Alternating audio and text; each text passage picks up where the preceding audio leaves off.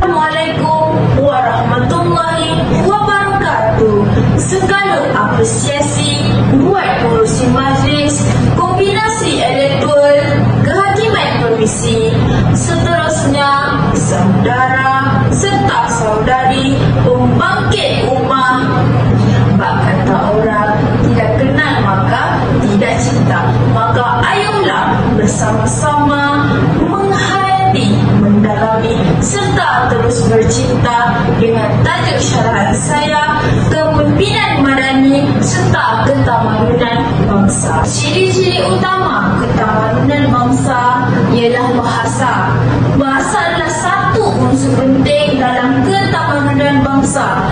Ia bukan sahaja satu alat komunikasi tetapi juga satu aspek yang penting dalam mengekspresikan identiti budaya. Bahasa yang unik sering menjadi asas kepada sifat kebangsaan. Selain itu, agama dan kepercayaan. Agama dan kepercayaan adalah sebahagian besar yang menjadi ketamadunan bangsa.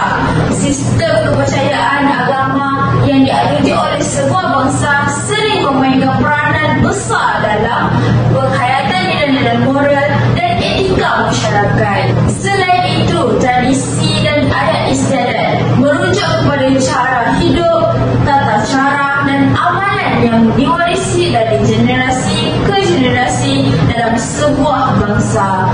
Ia mencakupi perkahwinan, upacara kematian, festival dan lain-lain yang membentuk identiti budaya. Seni dan kesenian dalam bentuk muzik, seni visual, tarian dan teater adalah sebahagian penting dalam ketamadunan bangsa.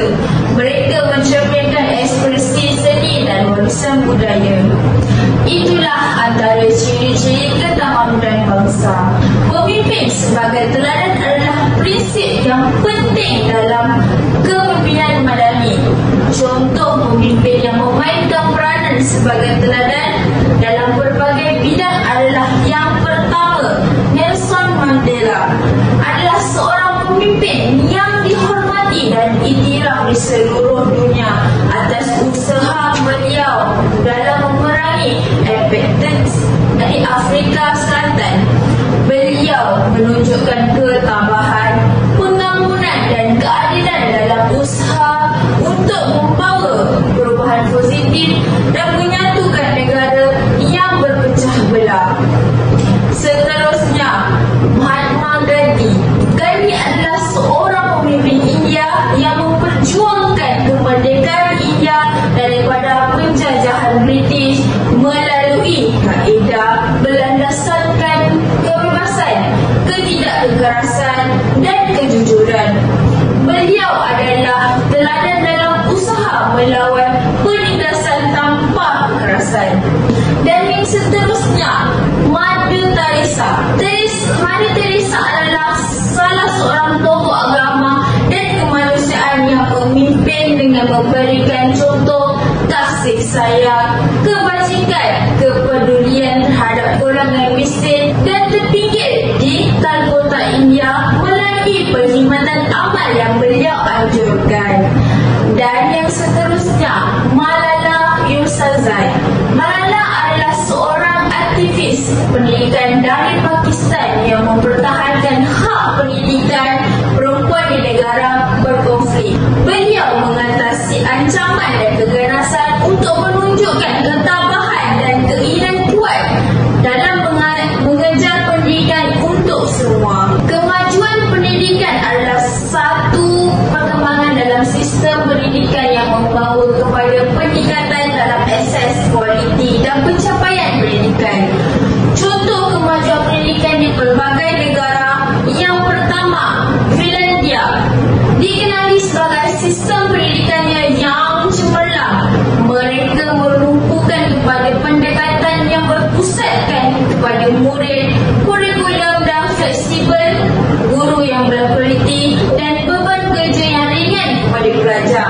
Hasilnya, pelajar Finlandia mencapai prestasi yang tinggi dalam PISA, iaitu Program for International Student Assessment.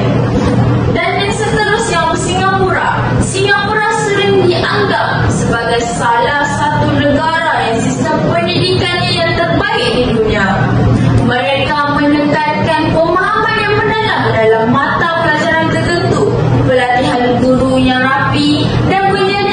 infrastruktur yang canggih dan pembelajaran.